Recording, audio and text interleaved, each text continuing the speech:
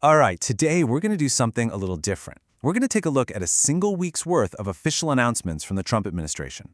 We've gone through all the press releases, the executive orders, the reports, to really see what kind of story they tell when you put them all together. And that brings us to our big question for this explainer. Just how much can one administration really announce in 7 days? I mean, what can actually happen in 1 week?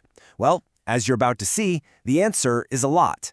We're going to cover everything from foreign policy and the economy to immigration and culture. So to make sense of it all, we've broken everything down into 5 key themes that just kept popping up in the documents. First, this idea of projecting strength on the world stage. Then we'll look at shaping the domestic agenda, hardening the border, and defining American life. And at the end, we'll tie it all together and see what the big narrative of the week really was. Okay, let's dive right in with that first theme, projecting strength abroad. This week, that came through in 2 major ways: military declarations and diplomatic deals. The week kicked off with a really big foreign policy announcement. The White House declared what it called a decisive victory in Operation Epic Fury. This was a 38-day military operation against Iran. And the official statement said that all the military objectives had been achieved and a ceasefire was now in effect. And to really drive home the scale of this thing, the administration's press release laid out some pretty staggering numbers. We're talking over 10,200 air sorties flown, more than 13,000 targets struck, and 150 Iranian warships destroyed. The message behind these numbers is crystal clear: overwhelming force.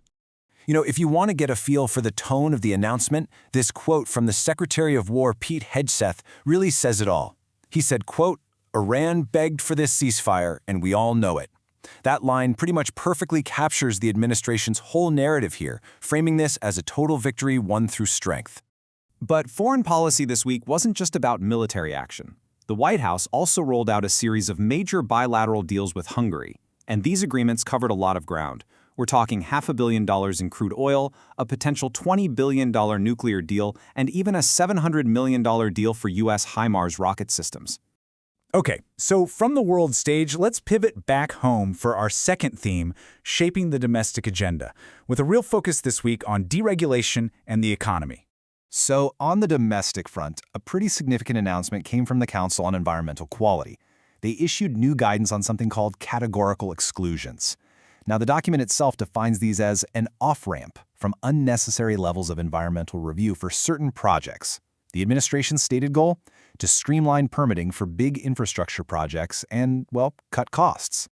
Now, shifting gears into the digital economy, the White House Council of Economic Advisors, or CEA, dropped a report all about cryptocurrency. Specifically, it tried to answer a huge regulatory question. What would actually happen if you banned stablecoins, the type of crypto that's tied to an asset like the US dollar, from offering interest? This is a really big deal because that interest is a major reason why people hold these things. And this is where the administration's findings get really interesting. See, a lot of people were worried that a ban like this could slash bank lending by trillions of dollars, but the CEA's model came to a completely different conclusion. It actually projected the ban would increase bank lending, albeit by a modest $2.1 billion.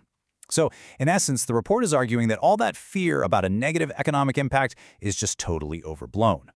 And finally, on the economic front for the week, a formal presidential memorandum came out ordering budget sequestration for the 2027 fiscal year. Now, what does that mean? Well, in plain English, it's a legal order that triggers automatic, across-the-board spending cuts for that year.